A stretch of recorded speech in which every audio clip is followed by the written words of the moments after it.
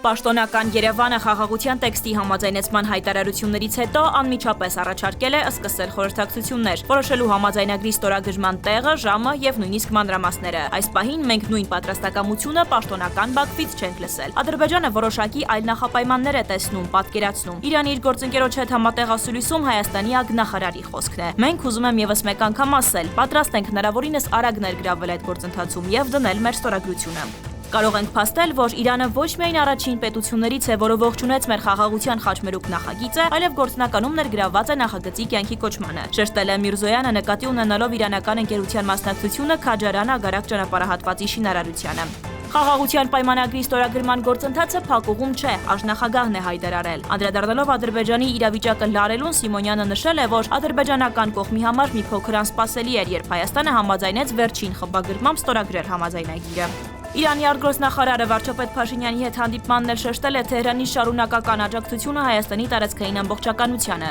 ընդգծել տարածաշրջանում գոյություն ունեցող սահմանների անխախտելիության կարևորությունը։